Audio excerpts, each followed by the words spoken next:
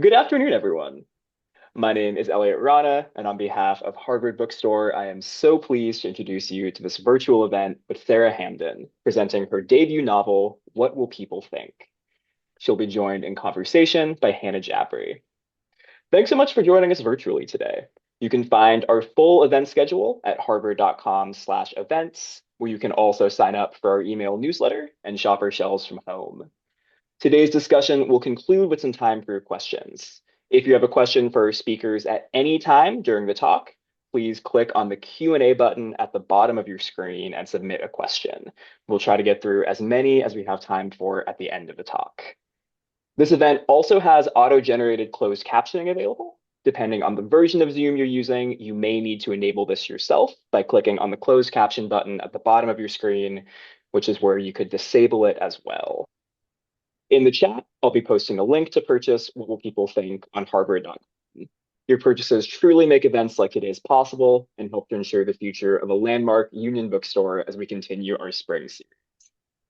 And finally, as you have no doubt experienced in virtual gatherings and experienced just a minute ago, technical issues may arise.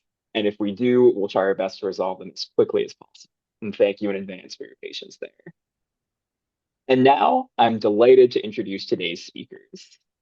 Sara Hamdan, a Berkeley and Columbia graduate, is a former Merrill Lynch banker, New York Times journalist, and editor at Google.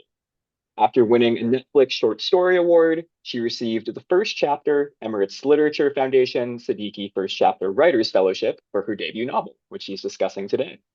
Sara is a Palestinian American raised in Greece and has called Dubai home for 20 years. When she's not typing away at her laptop, she loves to spend time at the beach with her husband and 2 children. Hana Jabri, our moderator today, holds a master's degree from Harvard University and has a diverse professional background spanning international relations, government, and the biotech industry. With over a decade of experience in management, public relations, and strategic planning, she has built an extensive network across the US and MENA region. Hana previously worked for the UAE Embassy and later served in the US government before transitioning to the private sector, where she now focuses on biotech and life sciences. In addition to her professional work, she remains engaged in initiatives supporting regional development and is currently working on her first book. Today, they're here to discuss Sara Hamdan's debut novel, What Will People Think? Mia Almas has a secret. By day, she works at a respectable job as a media fact checker, a position her conservative Arab grandparents approve of. And by night, she takes the stages of New York City comedy clubs. She holds herself back in a lot of ways, especially in the romance department. But being on stage lights her up and makes being a wallflower the rest of the time more bearable. That is, until Phaedra, her stylish and bold new neighbor, inspires Mia to take a few risks. Mo Amr writes, quote, Sara Hamdan's novel is superb. What Will People Think is a refreshing story of identity, self-discovery, love, forgiveness, and the pursuit of belief. A timely yet timeless story that the world desperately needs. We're so pleased to be hosting this event virtually today, and to all of you for logging on. Sara and Hana, the digital podium is yours.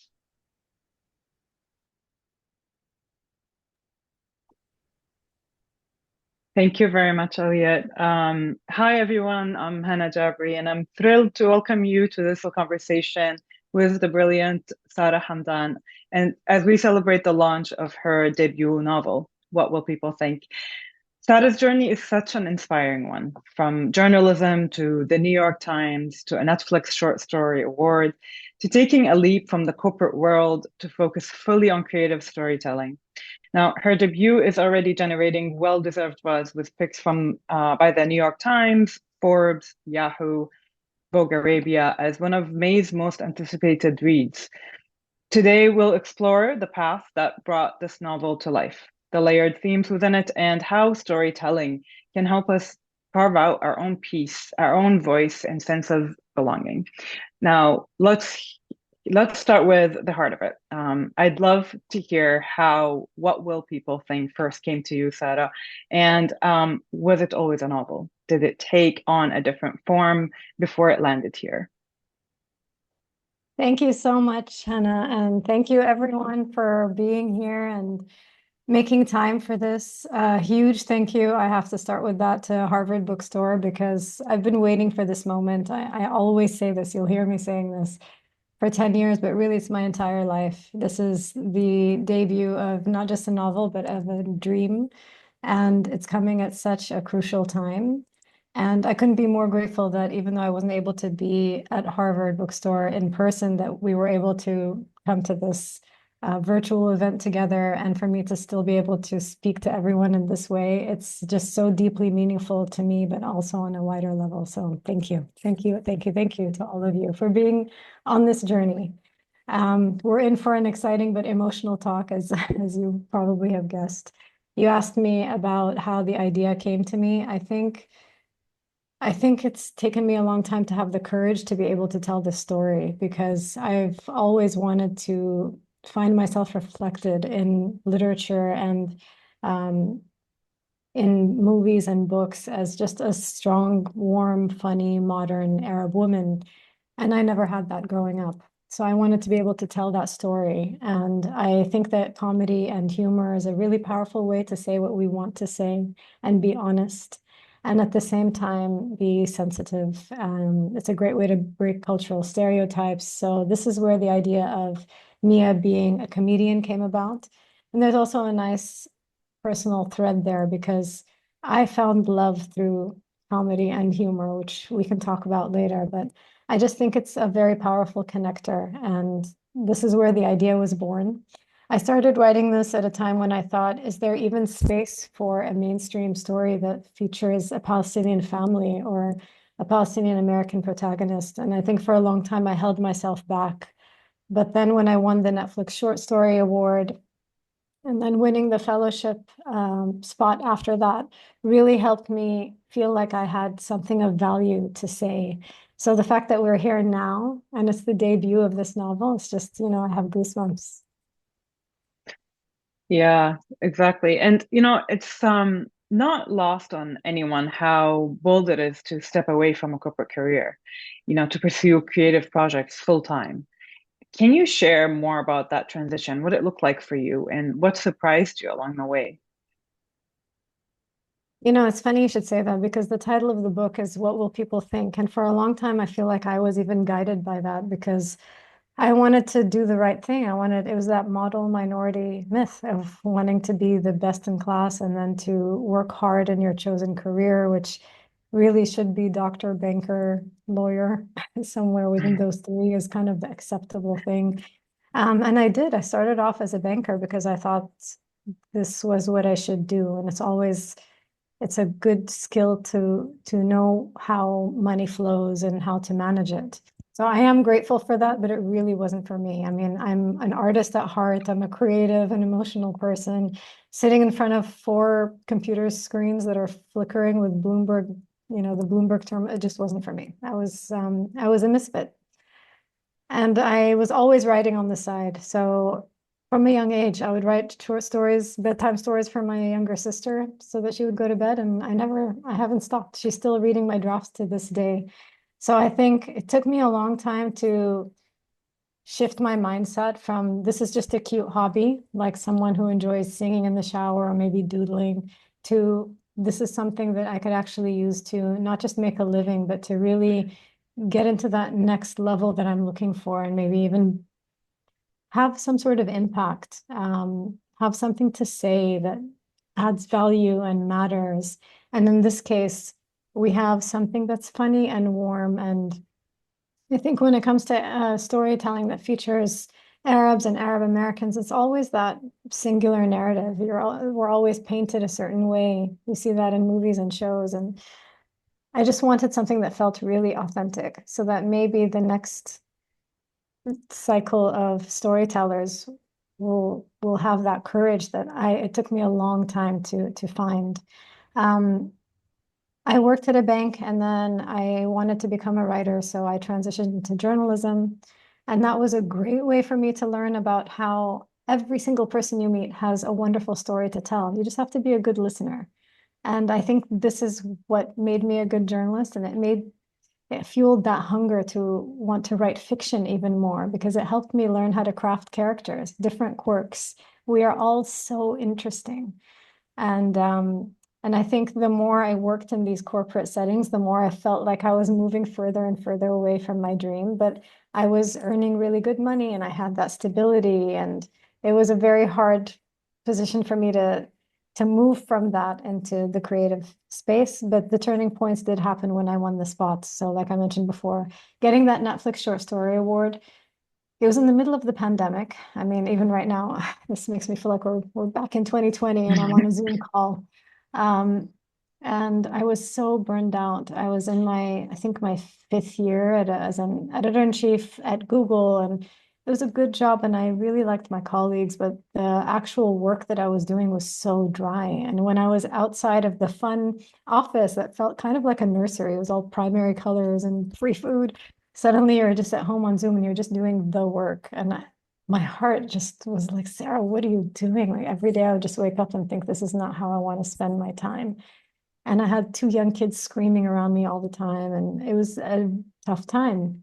I think in those difficult moments, it's where you take a second to think with intention how you want to spend your time. And that was a shift for me of, you know what, I'm going to dedicate some time every single day to writing a little bit. And that's when I got the submitted to the Netflix award, was flown out to London for the awards ceremony 6 months later, completely by surprise. And that was that turning point that I needed to think, okay, Sarah, if you dedicate yourself in the same way that you do to the corporate jobs as you do to your art, this could lead to something real that you own. And it definitely, I mean, these wins helped you open the doors for this novel. And, what was this book a different kind of risk entirely, given the Netflix award? Like, did you feel like these wins helped you open those doors, like you just said? Yeah, and I think I needed them because there are the stories that we want to tell, but then you don't know if it's going to land the right way. I mean, I used the singing in the shower analogy earlier. I love to sing, but I'm really bad at it. I'm awful.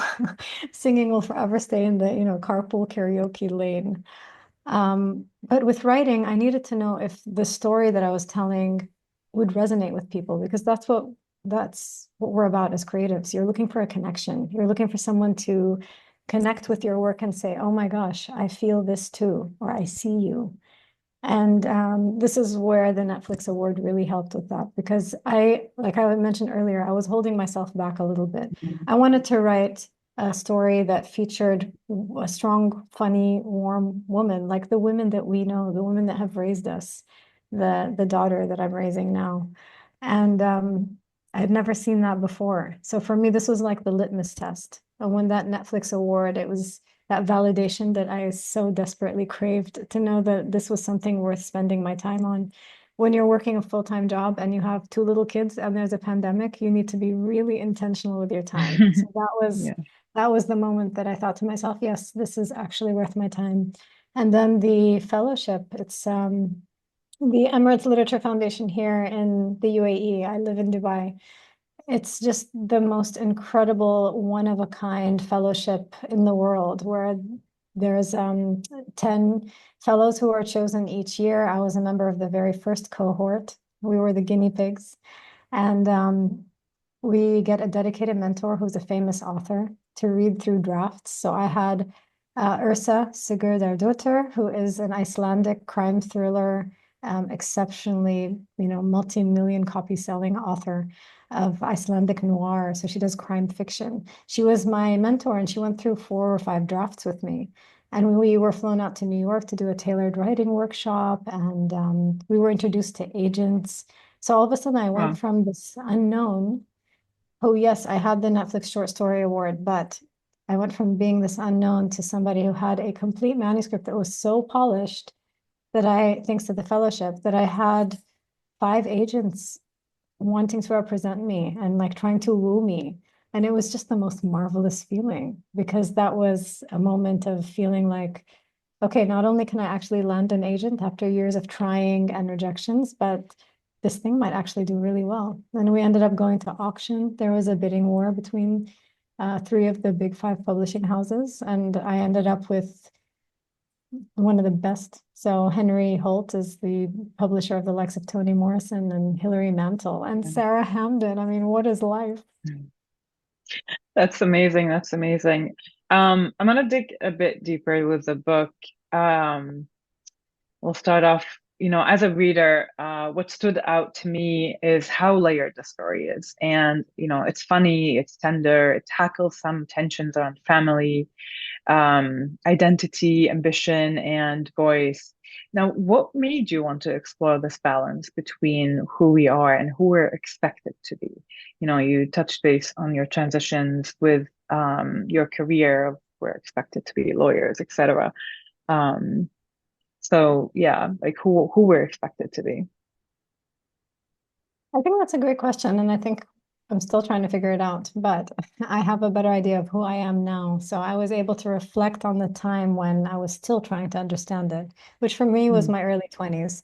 So I had just graduated from Columbia Journalism School, and I was starting my career in journalism, and I was trying to understand where I belonged. So in a big city like New York, where everyone has a story, everyone's coming from somewhere. I felt that sense of belonging, and it was really wonderful. And I felt it again when I came to Dubai. Even though I grew up in Greece in a tiny mountain village that has like 100 people, and we're all kind of similar, I feel very at home in big cities, and that was a big learning for me. So that's why I wanted to set the book in New York. And in terms of figuring out where you fit in this big city, this is where the Palestinian American identity came in. There are some really big themes that we tackle in this book: immigration, undocumented immigrants. It's a story of displacement from a Palestinian village that uh, was largely inspired by not just my own family members, but many family and friends that we know.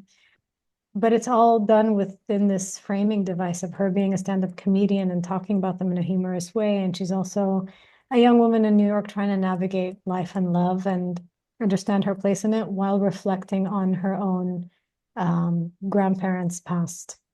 She discovers her yeah. grandmother's diary that dates back to Jaffa in Mm, 1947. So there are these elements. And I think mhm, I made Mia 25, which was the age that I was when I was trying to figure these things out. But of course, this novel is all fiction. And I think it's just really healthy to understand our roots, but also the commonalities that we all have among us. And we're all human and we all have desires and we grieve and we love and you know.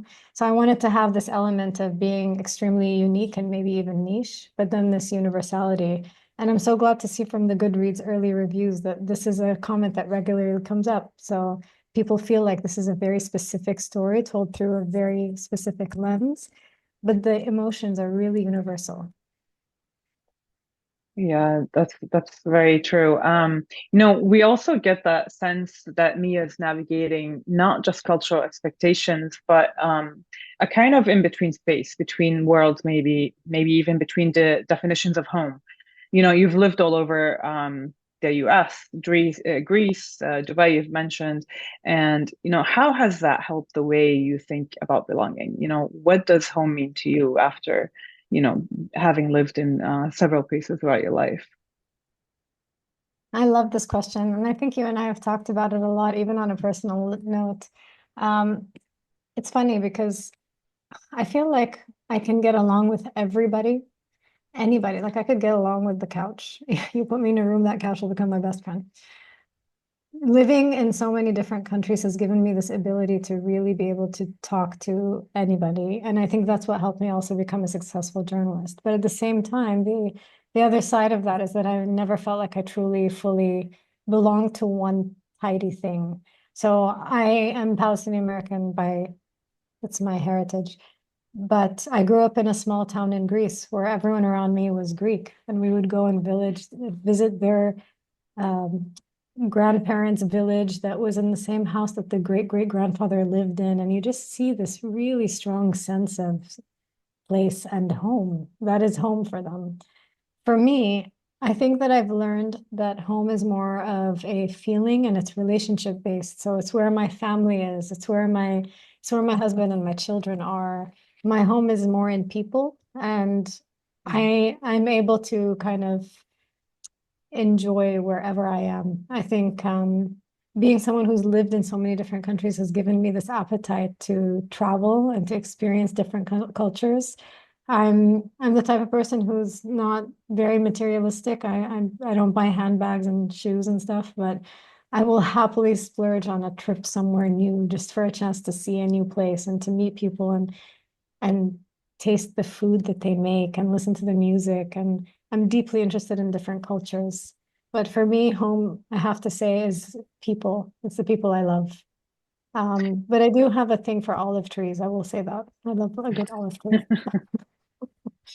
Yes, yes, that is a fantastic answer, actually. I think we all have our own definition of what home is and where you are in life. And then there's the comedy.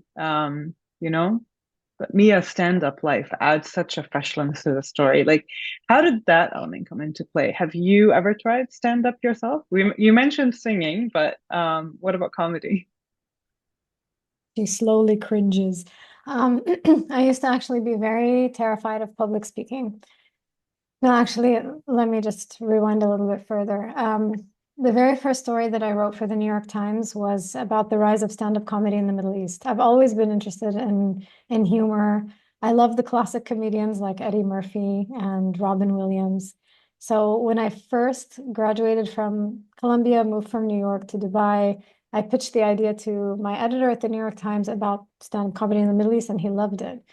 And so I interviewed a handful of rising comedians, and then many of them said, "Oh, if you're going to write this piece properly, you need to interview this guy named Jamil."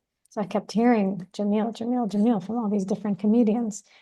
Jamil is credited with having brought stand-up comedy to TV in the region, so it wasn't a common thing to see on TV.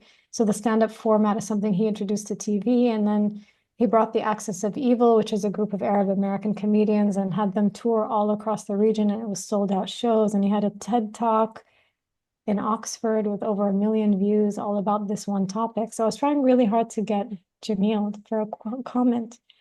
Finally, we sit together, and 2 years later, he ends up being my husband. So we met because of the story. And I used to be really afraid of public speaking, like clammy hands and, heartbeat. And it was just, intense fear of public speaking. So to get over that, he made me do a stand-up comedy course. And that was Wow. his wedding gift to me. So it made me rethink the wedding. But he was right, because I kept getting approached to moderate and to put myself forward for things, and I would always say no, because I would happily just write my little stories and see them online, and that was enough. But it is really important for us to learn how to tell our own stories and take up space. And he helped give me that confidence. So I did the stand-up comedy course. It's one thing to get up in front of people, it's a whole other thing to try and make them laugh. And yes, I can be funny, like, I'm not too bad. But I think stand-up comedy is really difficult. And there's that instant feedback that you get from the audience. So I never ended up doing stand-up comedy after that. It was that one thing for me, and I was good, I was happy. But we do go to a lot of shows together until now. So that's where there's like an intimacy with seeing a comedian backstage waiting to get on stage, how they behave when they're introverted, and just deep breathing before they get up in the spotlight. They almost transform into someone different, how they react when somebody heckles them or boos them. So I've seen all of these different scenarios, and I just wanted to introduce that into the work, because I think all of us have different faces that we show people. So we wear masks, and with comedy, you just have to take it off and just be who you really are, and just bare your soul on stage. And the book just shows Mia gradually becoming more and more confident. So the very first chapter is a stand-up comedy set that is good but not great, and then you see her getting better and better. So by the final show, she's kind of owned her own voice on the stage.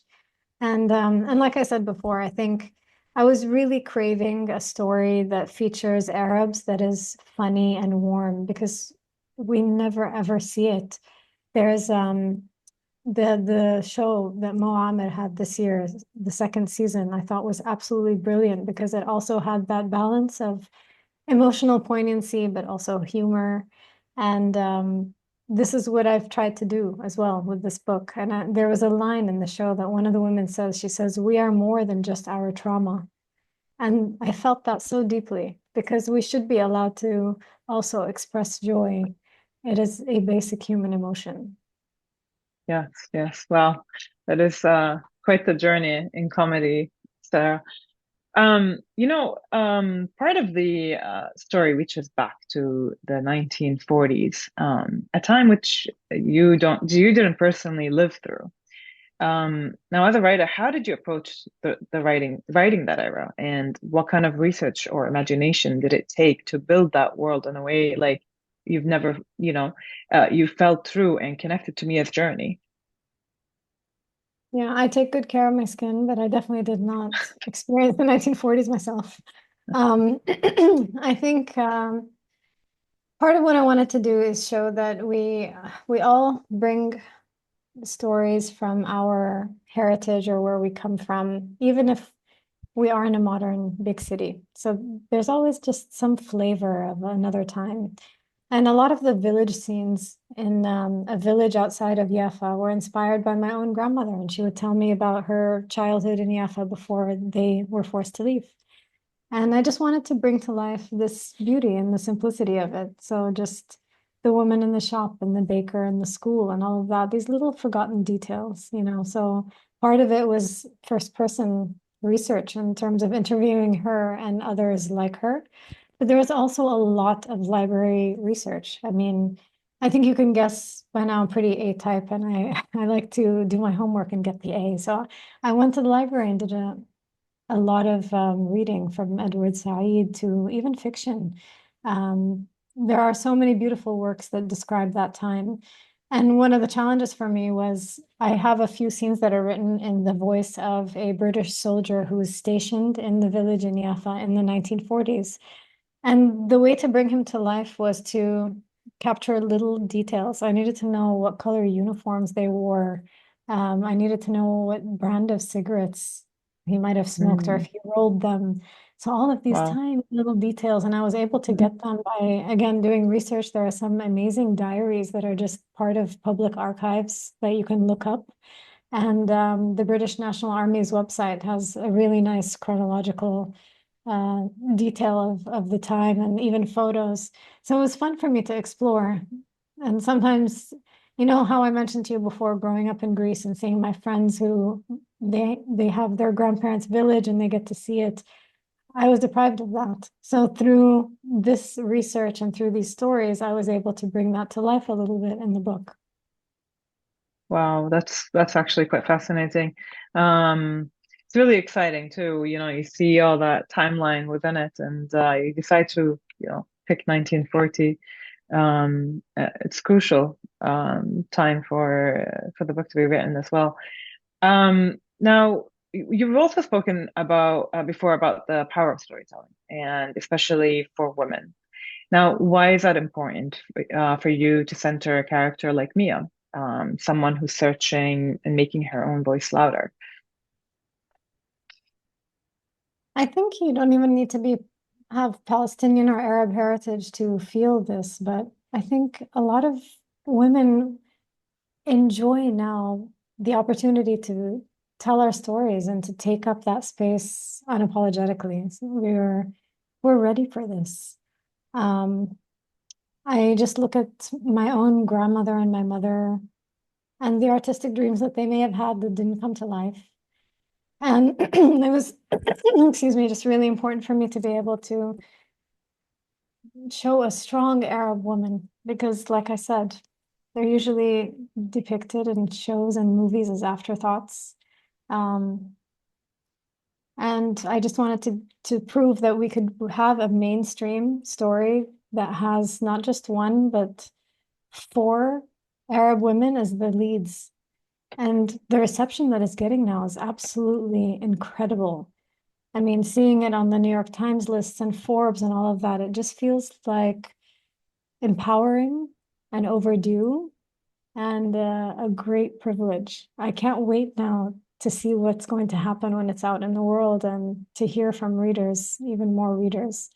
Um, I don't know. I'm curious about how you felt because you've also seen this journey unfold over the last few years. What does it mean for you as an Arab American woman to see this? Um, Well, I think it's really important to write down our stories. I think it's really important to, having our voices heard and, making sure our stories are written and known for the next generations. In any topic, not just a specific topic. And I loved how you did that with comedy and just a natural, storyline within a day-to-day family. So definitely, I'm quite excited about this launch, and I think it's really important for it to reach places. As we wrap up, I really would love to hear what you hope readers can take away from What Will People Think, and maybe what's next for you, since we're talking about that. And are there any more stories on the horizon? Many stories, so many stories. I have the opposite of writer's block where I have too many ideas and the hard part is trying to choose which one to focus on. So there is definitely more to come. I'm lucky to have a two-book deal with my publisher, which means I have a book that will be coming out very soon, in the next couple of years, and there'll be more on that as we progress. I think there are two main things that I wanted to say. The first is just that it's been an incredibly difficult couple of years. The heartbreaking stories that we see coming out of Palestine is something that's just hit me to the core as a mother, as a journalist, and just as a human being. And it's been really tricky for me to celebrate this incredible achievement while all of that is happening. So I feel like there's a lot of interest now in Palestinian stories or culture because people are curious about this part of the world that they keep reading about in the news. And it is an honor to be able to contribute to that conversation in a healthy way, in an emotional way. Like I mentioned with Mo Amer's story. So I hope that this is just embraced as a loving and joyful story that mentions some of the things that we've seen in the past couple of years that have really existed for much longer. And the other thing is just a true connection, no matter where you come from. I think there is a lot of universality in love and the pursuit of love, and that's what it's really about. That's exciting. So, thank you for that. Thank you for sharing this. I'd like to open it up for questions from the audience. Please feel free to submit your questions through the Q&A box. We'll try to get to as many as we can. Mm. All right, hello again. I am back to ask some questions from the audience. So the first one we have asked anonymously. You touched on this briefly, but someone is asking if you could speak a little bit more about the title of the book, the meaning behind that, the process that got you there. Yeah, I love that question. It all began with that question. The book was the answer. It's called What Will People Think for two reasons. The first is that it's a very common Arab saying that mothers often tell their children of, and especially their daughters of, what are people going to think in terms of the decisions you make, from what you're going to wear, or the boy you're going to date, or the major that you choose to study. So, oh, you're going to wear yellow? Well, what are people going to think? شو رح يقولوا الناس? So there's just this understanding that you have to behave in a way that is appropriate for society, and that's what makes us all get along. And there's like a strong moral code there. But it's also a bit of a play. So I called it What Will People Think because she's a stand-up comedian, and sometimes jokes can be off color or pushed too hard. And in this case, Mia's trying to figure out that balance of who she is, how she presents herself in different settings when she's with her conservative family versus when she's on stage and being loud and funny. Which one is her authentic self? It ends up being a bit of both.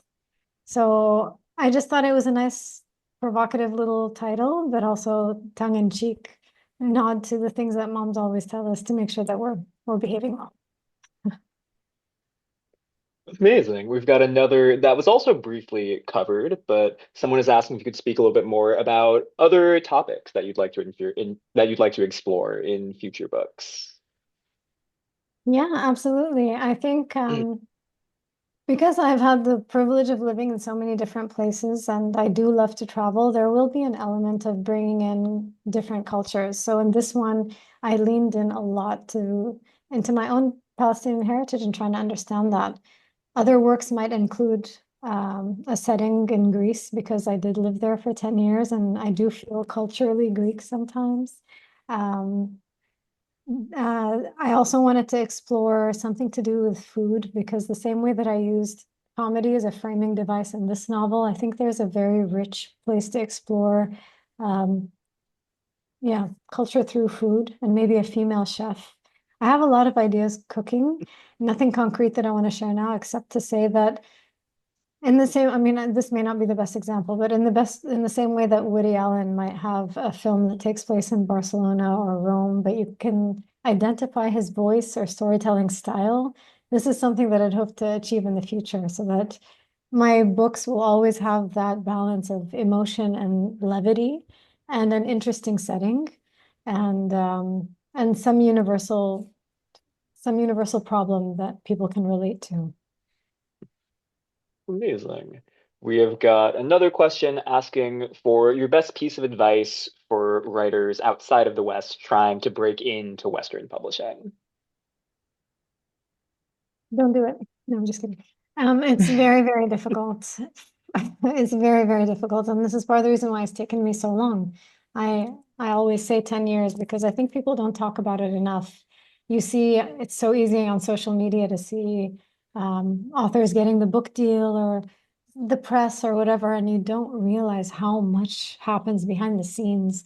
I mean, I'm here today to launch this book and it's being celebrated as a success, but really it's off the back of years and years of rejections and failures. And it's just about standing back up and doing the thing you love because not writing is not an option for me. And if that is a feeling that resonates with you, if you enjoy expressing yourself with the written word and you don't really know why, it's just a compulsion, then you are a writer. You don't need to wait for the book deal to feel like one. And then it's just about telling an honest story. Be really honest. Don't try and write something that you think will be a commercial hit or look at trends or what will sell. I think I often joke and say that this book, writing this novel, was cheaper than going to therapy. And I think it's just about having that courage to dig really deep into emotions and then bringing those emotions to life through interesting fictional characters and interesting settings. And that was the magic formula for me. So just keep writing and tune up the noise.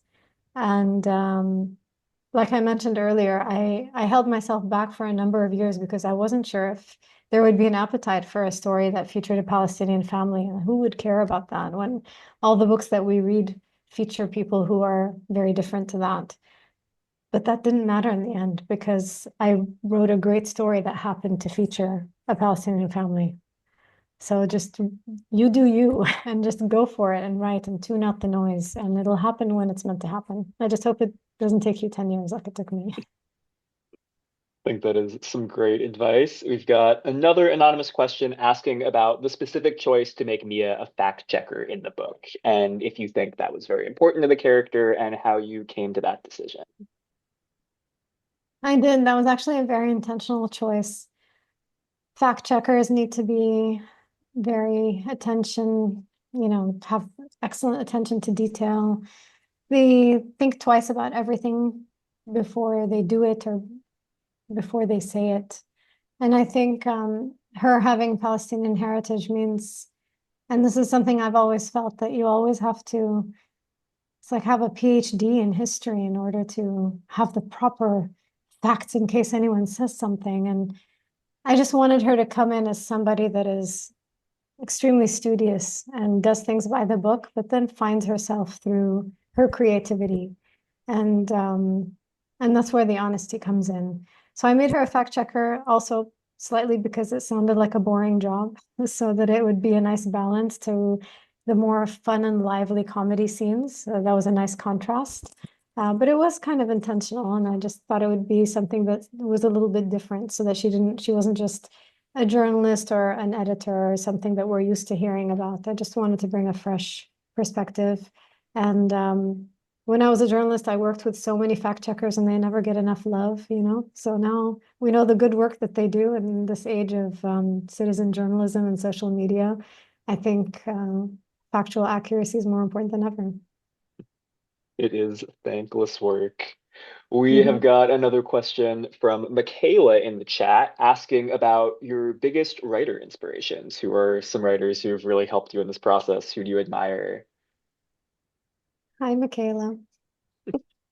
Um, I've had so many different writers. I think like many authors, I read so widely. I can't even claim to have favorites. I will read everything from a light Emily Henry Beach read to a dense The Overstory by Richard Powers because I love trees and that's an entire, whatever, 800-page book about trees. I read the whole thing and I loved it and I will read it again.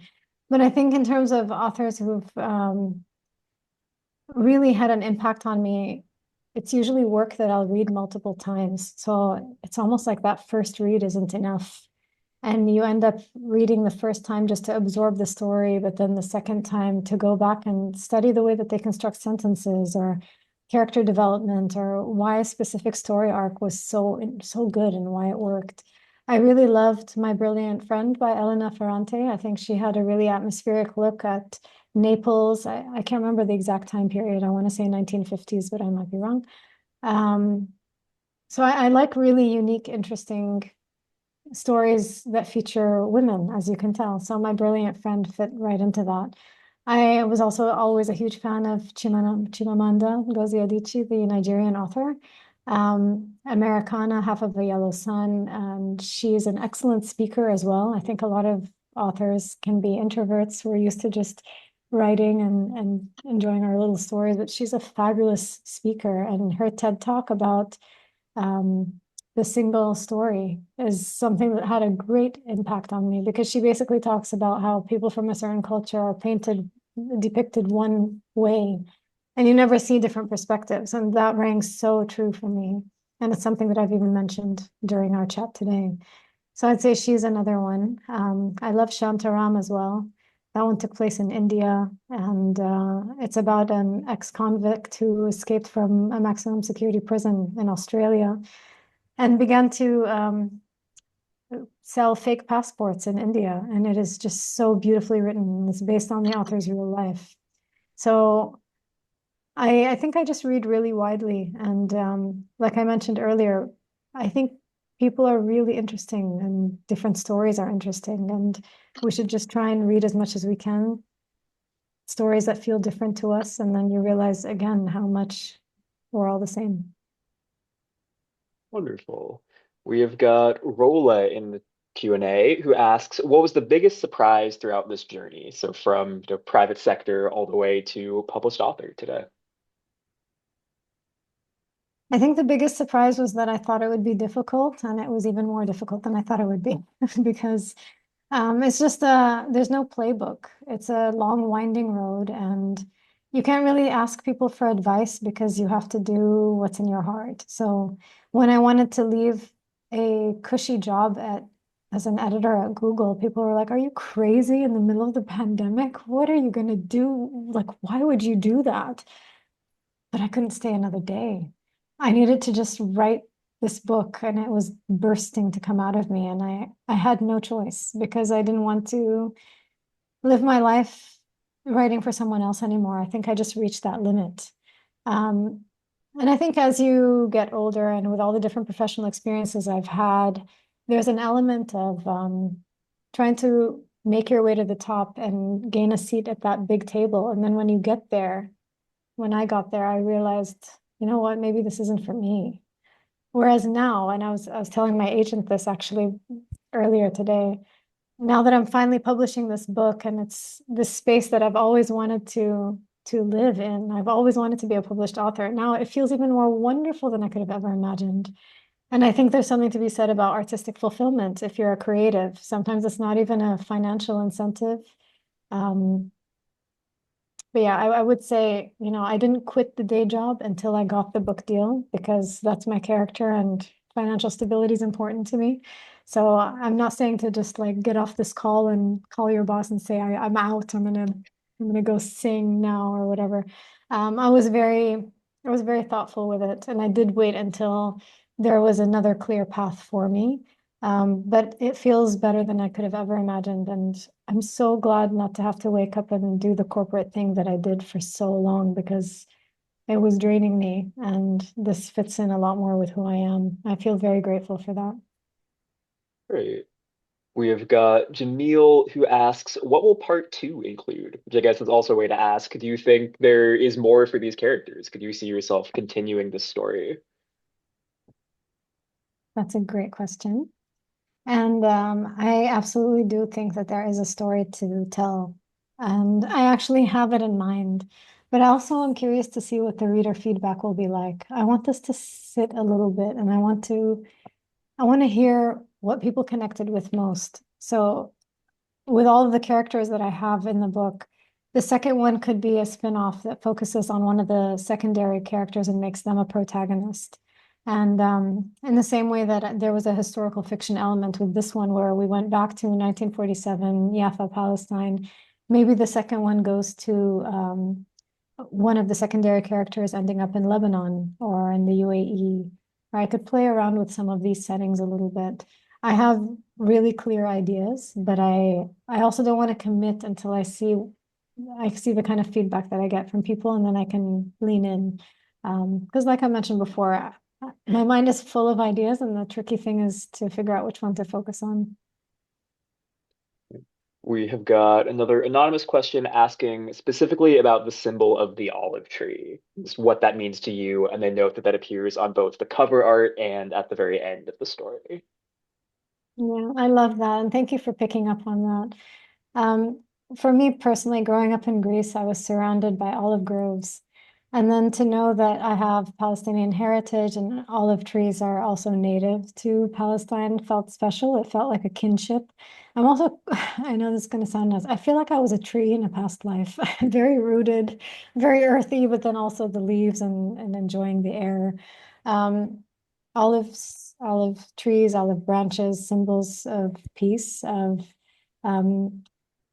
of hope. And I just wanted to have this beautiful element that felt earthy and rooted. And I think the colors played off so nicely on the cover. So I remember when we were talking about the design concepts, I told them that I wanted the colors of the sunrise. So there are a lot of pops of uh, orange and yellow and these happy colors. And I just think the olive tree branches and the green leaves, it all came together so beautifully. It's just a work of art.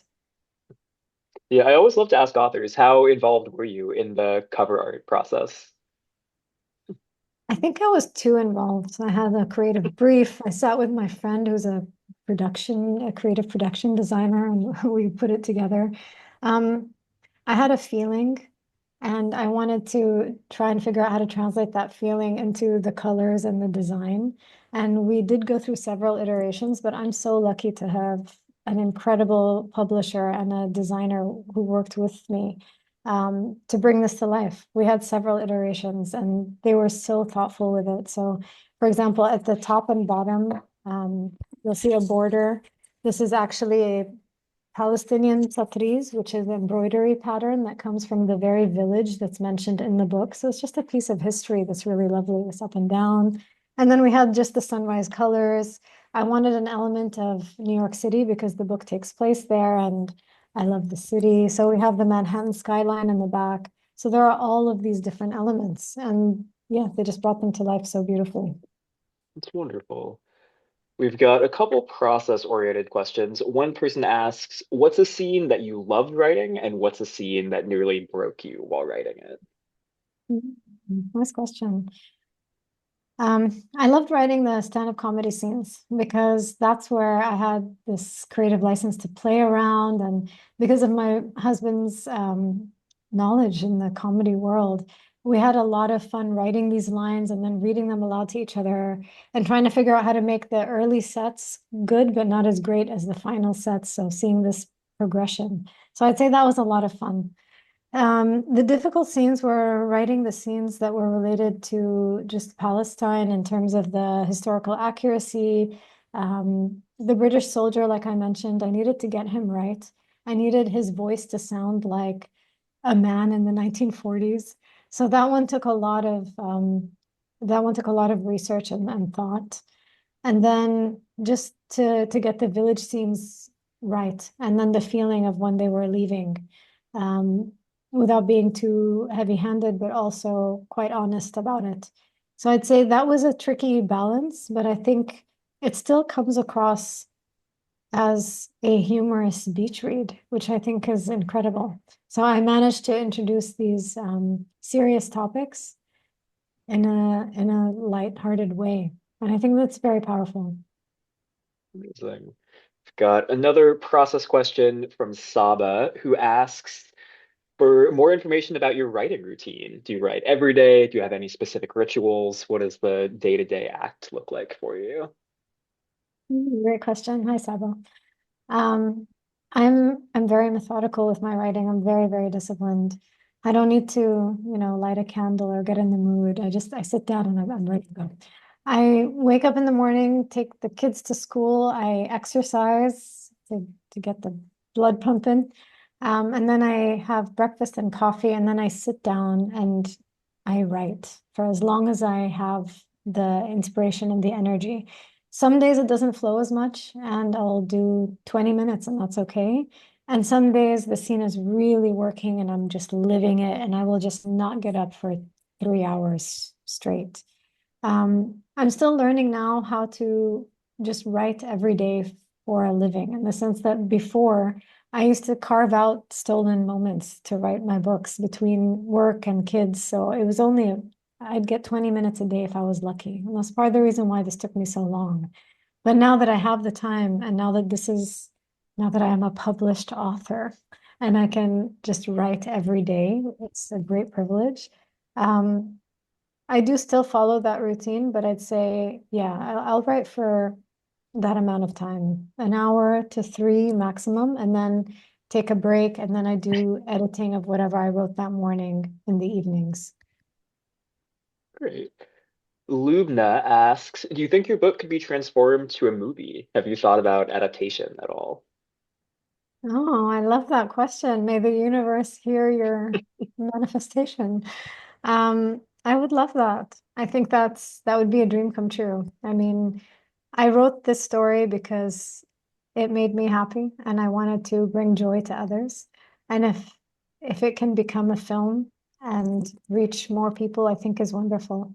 Um, I think it's a wonderful dream. It'd be great if it happened. Good. This one is somewhat related to the question about the fact-checking job. Someone is asking if at all, what impact your background in business and at business school at Berkeley, what impact that had on the finished book. Well, that's a wonderful question. I think a couple of ways. The first one was understanding that to create something of value, you have to really put your effort behind it. So the same way that you can build a company or invest in a stock, this is the same thing with creativity. You have to put in that energy and that time and that money. I spent money on courses and investing in myself to hone my craft in order to build something. Good things can take time. Um, and the other thing was just creating a very disciplined routine, I would say. So when you are working these corporate jobs, when you are studying business in these kind of high pressure environments, you have to be very structured and you have to be good with your time. And I think that's what helped me when I had a demanding job, when I had young children. I was able to still find at least 20 minutes, half hour a day to write. I made it, I made that effort. And I think that came from the business school training. If you want something, you have to be intentional about making it happen. You've talked about this 10-year journey from getting to the dream to the book. Someone asks specifically just from the first draft to the final that's releasing tomorrow, how long that process. You know, what's funny is that I started writing this book when I was pregnant with my son, who is literally turning 10 in a couple of weeks. So it has been from start to finish 10 years. And like I mentioned, I think part of it was um, practical. So having work, having babies, raising the babies, surviving a pandemic, all of these things can get in the way of something that felt like a hobby to me because I was time poor. But I do think also that publishing can take time. I mean, I know people like, for example, Cecilia Ahern, who is an incredible Irish author who I'm lucky enough to have blurbed for me. The first book that she wrote straight out of college was a huge hit, a worldwide bestseller, and was optioned into a movie featuring Hilary Swank right away. She and I are the same age, and she's been writing books, and a couple of books, I think, every year. And she's just the most wonderful, generous person. And her journey has been so different to mine. I think with the creative process, there is no playbook, there is no right way. Mine took a long time because I had to prioritize other things, or I thought that I did. And like I mentioned earlier, I think part of it was really, it sounds cheesy, but believing in myself, believing that this was something worthy of my time, that I was actually good at it, that it could lead into something worthy. And my sister, she reads every single draft I write. She's one of my biggest cheerleaders. My parents were always amazing at telling me, you're great at this, keep going. My husband, again, reading every single draft. And then came the fellowship and the amazing fellows who are going through the same thing as me. So I suddenly had this community of writers. And then we had the support of the Literature Foundation. So I think I really was seeking that reassurance before I took that step to really focus, leave the job, write the book fully, and then I was able to take that step. So finding my tribe was very essential for me to be able to make it. We can end on this note from another Sarah in the chat who initially just said, not a question, but we love you, Sarah, and then followed up Oh. asking, you've spoken a bit about points of inspiration for the book, but are there any other big inspirations that you have not talked about yet in just terms of where the seeds for the book came from? I think part of, yes, one of them I would say, and I do love this question because I talk a lot about the comedy and about the Palestine village scenes. But one thing I haven't really discussed is just my love of music. And I made one of the characters, Phaedra, a jazz singer who is a lecturing professor at Juilliard. And she comes into Mia's life and as this kind of whirlwind of, she wears sequins and she's all, you know, loud and very different in character and in style to Mia. And it helps her, it's kind of a contrast, but it helps her break out of her shell. And I just think music has a really powerful way of bringing out different sides in us. I love being a writer, and it's it's a great privilege, but I always wish that I had a musical gift. I don't. I play three instruments very badly, like at an amateur level. So I think just this love of music that I've always had and a deep appreciation for people who do have talents in this area, I did put that in the book. Yeah, I'd say just the power of music to unite. Amazing. Well, that takes us just about to time. I want to give a huge thank you to Sara Hamdan and Hana Jabri for speaking with us this afternoon. Would like to thank everybody for joining us virtually. I know it's the middle of the day here in Boston, which can be a tough time. I know we also have people tuning in from all over the globe at various different times. So thank you so much for joining us. What Will People Think is out officially tomorrow. You can pre-order the book from the link in the chat at harvard.com. Thank you so much, everybody. This talk will be posted on our website as well if you'd like to return to it. And with that, have a great rest of your day. Thank you so much. Bye, everyone. Thank you.